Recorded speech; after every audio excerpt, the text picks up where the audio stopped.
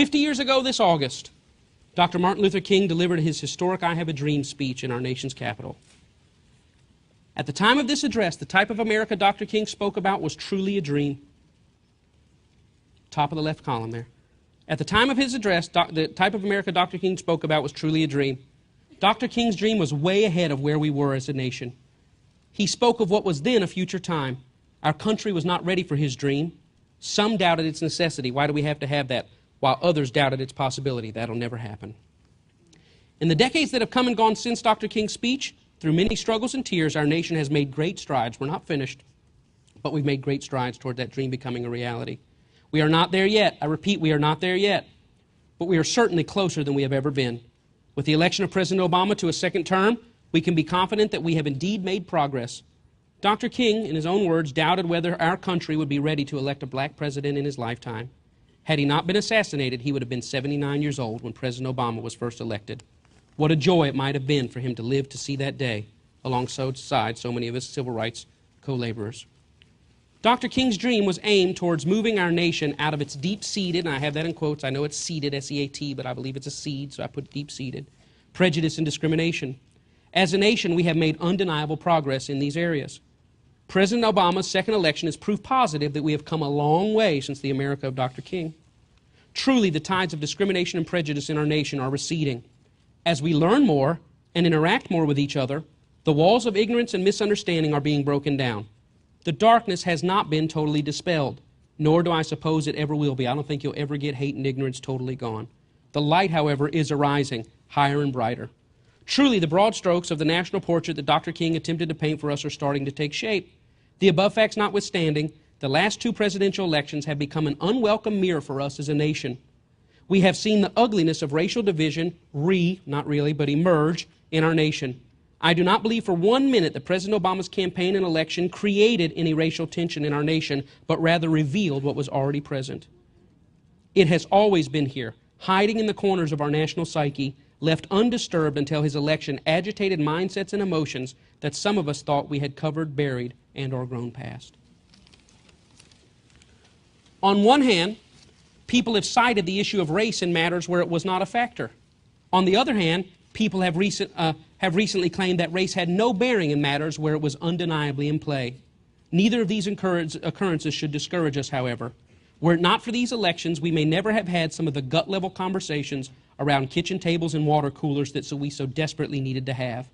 As for the extremes of prejudice, some of the awful things that we observed during these elections, my conclusion is that we should not despair. Those few people that hold on to such blindness of mind and heart are the true minorities in our nation, in the most literal meaning of the word. Despite our national progress in the last 50 years, we have yet to realize in our generation that prejudice and discrimination are not our greatest enemies.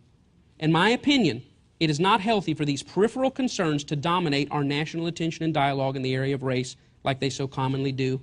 From endless conversations over the N-word to even very serious issues like the death of James Anderson, we continually find ourselves distracted from the other racial issues that trouble our nation. This is not to say that racial insensitivity or the heinous murder of a man because of his race are not deserving of our attention. They certainly are. My point is to say that if these things remain the sole focus and extent of our national conversation and progress regarding race, we will continue to overlook and underaddress our true national hemorrhaging. Dr. King's dream was about getting beyond prejudice and discrimination. My dream is about moving beyond racism. There is a difference. Prejudice and discrimination are decreasing daily. As the stubborn mindsets of previous generations pass on and more young people grow up in a world of interconnectivity and understanding, the walls that divide us will continue to crumble. Racism, however, in its systemic and cyclical cruelty, continues to mercilessly plod along. The beauty of prejudice and discrimination, if any, is that they are often easy to spot, even if they are seldom admitted. Racism, however, is a devil of a more subtle nature.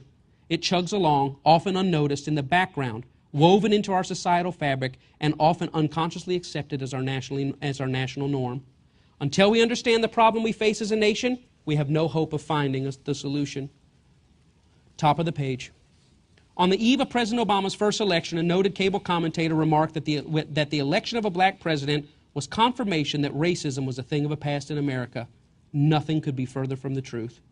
Most people don't even know the present-day definition or application of the word racism, let alone how much it affects our national landscape. Listen, prejudice requires a human heart. Discrimination requires a human action.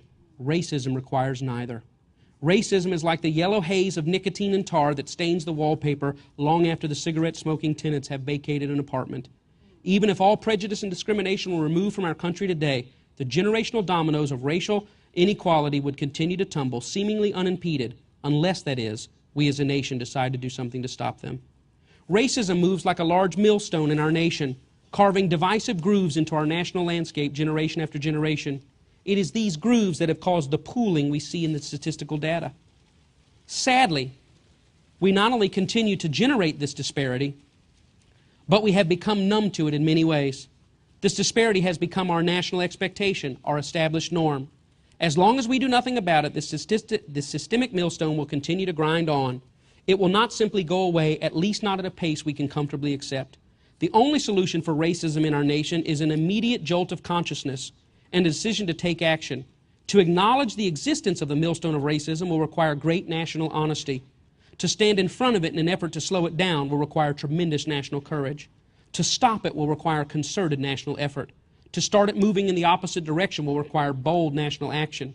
To give it sufficient momentum will require immense national endurance. It has been nearly a generation since Dr. King dreamed that we would one day turn the tide of prejudice and discrimination.